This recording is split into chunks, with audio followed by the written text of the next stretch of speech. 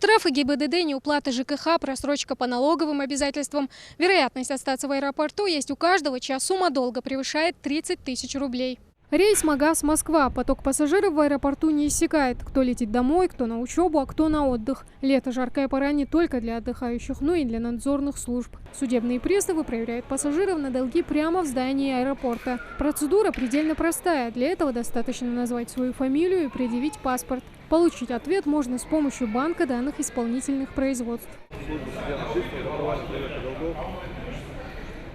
Узнать о своих задолженностях могут все желающие, как пассажиры, так и провожающие. Прежде чем приобрести билет, всем посетителям аэропорта предлагают выяснить, нет ли у них долгов. Хамзат Исаев, к примеру, летит в Москву по работе. Молодой человек тоже решил пройти проверку. Выяснить, так сказать, что к чему. Я проверила налоговая служба, они проверили, штрафов налогов нету.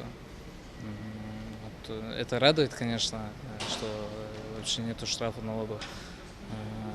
Это хорошо, что они проверяют. Вот пассажир будет уверен, что у него ни штрафа нет, налогов нет, что он свободно может летать. В дальнейшем, если он даже захочет за границу полететь, он может быть свободно лететь.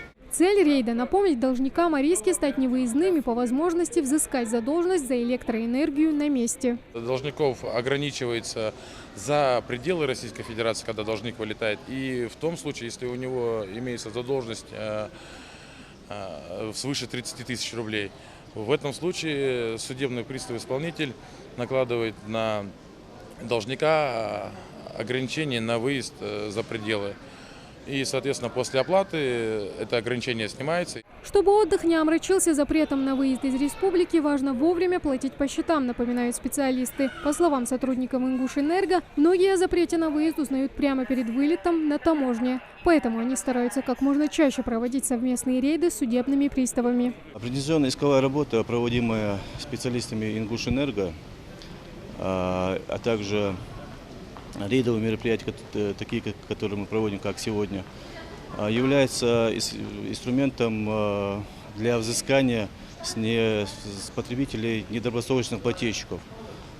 И с начала года специалистами Ингушэнерго подано в суды различных юрисдикций более 3000 заявлений по взысканию задолженности за потребленные энергоресурсы. Узнать о своих долгах можно как на месте у судебного пристава-исполнителя, так и дистанционно, прямо у себя дома. Наличие долгов можно узнать у стойки, где находится судебный пристав-исполнитель.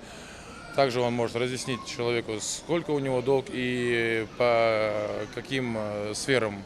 То есть это налоговые вычеты, там, либо энергетика, либо это штрафы, ГИБДД и так далее. Но судебный пристав-исполнитель в полном объеме даст информацию. Более доступный мобильный способ – это через сайт. У нас есть официальный сайт службы судебных приставов в интернете. Там также можно, забив свои анкетные данные, проверить наличие у гражданина долгов, а также имеющихся запретов на выезд за пределы Российской Федерации. Сегодняшний рейд должников не выявил, однако это не значит, что их нет. По словам сотрудников Ингушэнерго, в службу судебных приставов подано 1256 исполнительных листов на взыскание задолженностей за электроэнергию. А значит, такие проверки будут проводиться и дальше. Тамара Хашагульгова, Асхаб Белакиев, Новости 24.